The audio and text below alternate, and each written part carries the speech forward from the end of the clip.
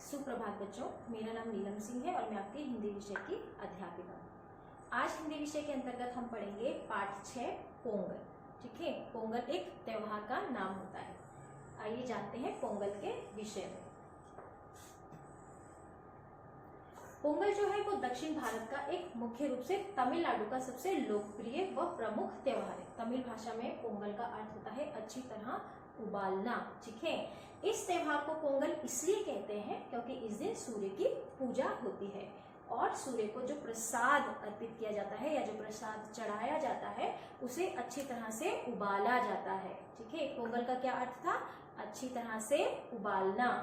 पारंपरिक रूप से पोंगल का त्योहार धान की फसल को घर में लाने की खुशी प्रकट करता है। किसान लोग जब धान की खेती करते हैं ना, और जब उसको धान की कटाई करते हैं और उस धान को घर लेके आते हैं, तो उस खुशी में तमिलनाडु में पोंगल नामक त्योहार मनाया जाता है।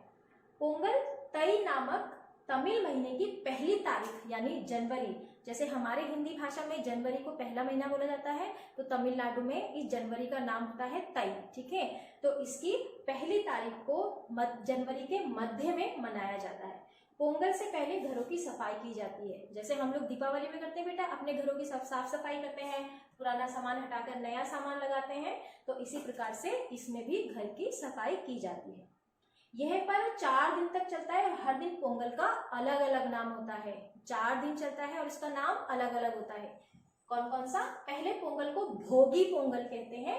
भोगी पोंगल पर पुरानी वस्तुओं को जला दिया जाता है। जैसे मैंने अभी बताया था, जैसे हम दीपावली में करते हैं, पुरानी चीजों को निकाल देते हैं और नई नई चीजें सजाते हैं, तो इसी प्रकार से जो पहला दिन होता है उसको भोगी पोंगल कहते हैं और उसमें पुरानी चीजों को वो लोग जला देते हैं जो तमिलनाडु के होते हैं। ठीक है, यह बुराइयों के अंत पर ईश्वर के प्रति सम्मान को दर्शाता है। जैसे जब हम जो चीज पुरानी समझकर जलाते हैं उसको हम ये समझते हैं कि ये हम बुराई जला रहे हैं। ठीक है, इस दिन अग्नि के इर्द गिर्द युवा ढोल बजाते हैं। ढोल को तमिल में बोगी कुट्टू कहते हैं।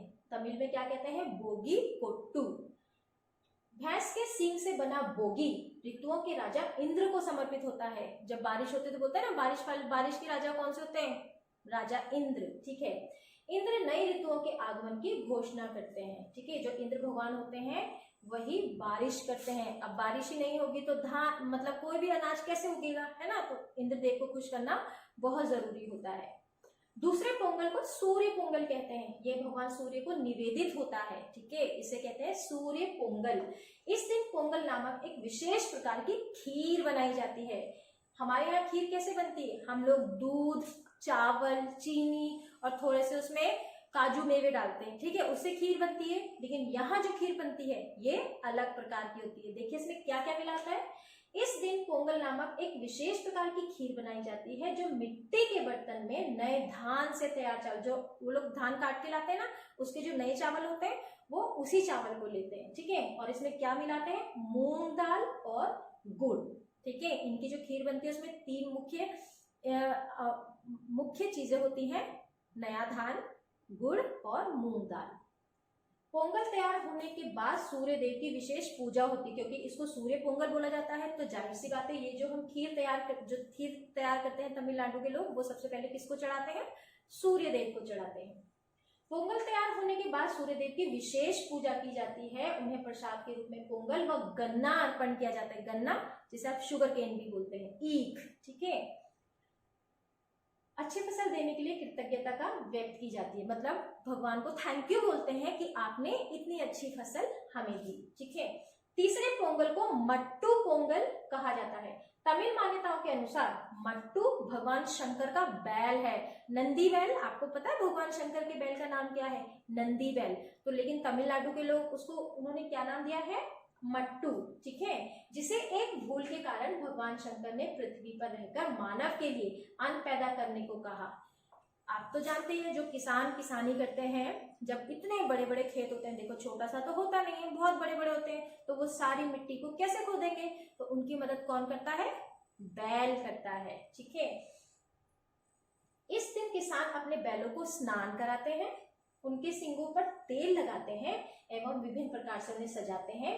बैलों को सजाने के बाद उनकी पूजा की जाती है। ये देखिए, आप चित्र को ध्यान से देखिए, उन्होंने बैल को नहलाया धुलाया, फिर उसको सजाया और उसकी पूजा पूजा हो रही है। तो बेटे जिस चीज से हम काम लेते हैं हमें तो उसको मानना ही चाहिए ना। अगर बैल आपकी इतनी मदद करता है खेती करने में, देखो कितनी तेज धूप होती है, किसान भी धूप में रहता है, लेकिन साथ साथ जो जानवर होते हैं वो भी तो रहते हैं, तो हमें उनको पूरा मान सम्मान देना चाहिए।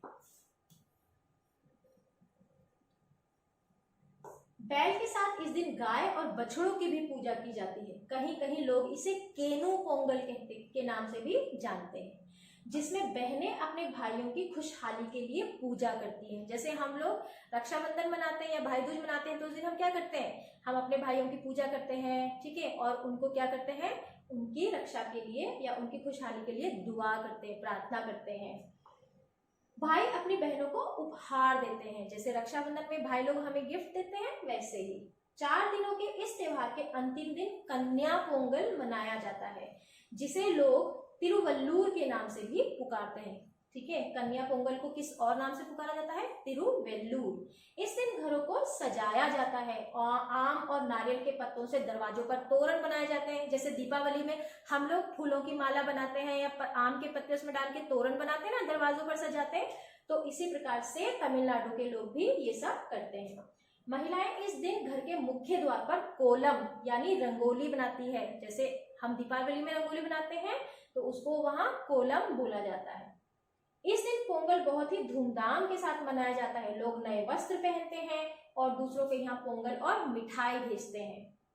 इस दिन विविध प्रतियोगिताएं आयोजित की जाती हैं। कॉम्पिटिशन्स, प्रतियोगिता का अर्थ होता है कॉम्पिटिशन्स, जो काफी प्रसिद्ध है। रात्रि के समय लोग सामूहिक भोज का आयोजन करते हैं। सामूहिक भोज का क्या अर्थ होता है, वेरी गुड, शाबाश, एक साथ भोजन करना। जैसे शादी में होता है या किसी पार्टी में होता है, जब हम लोग कोई किसी का बर्थडे सेलिब्रेट करते हैं, शादी में जाते हैं तो हम सब लोग मिलके दावत बनाते हैं, तो उसी तरह से ये लोग भी करते हैं और इसको क्या कहते हैं, सामूहिक भोज।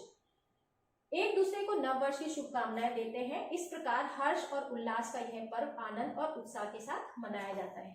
बेटा जैसे आपने इस पाठ में देखा, ठीक है, पढ़ा कि पोंगल जो है वो किस तरह का है, जब धान जो घर लाया जाता है उसके लिए मनाया जाता है। लेकिन आपने एक चीज और देखी होगी कि इसमें सभी त्योहारों का मिक्स रूप आ गया है। जैसे हम दीपावली में करते हैं घर सजाना, तोरण बनाना, रंगोली बनाना, ठीक है, रक्षाबंधन में भाइयों के लिए दुआ करना और भाई लोगों का बहनों को उपहार देना, तो इस पोंगल त्योहार में ये सभी रूप दिखाई देते हैं।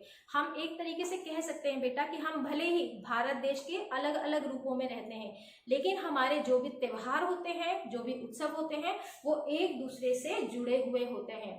उसके भले ही नाम अलग हों, लेकिन वो सब क्या देते हैं हमें, खुशी, शाबाश, प्रसन्नता और मिलजुल कर रहने की भावना।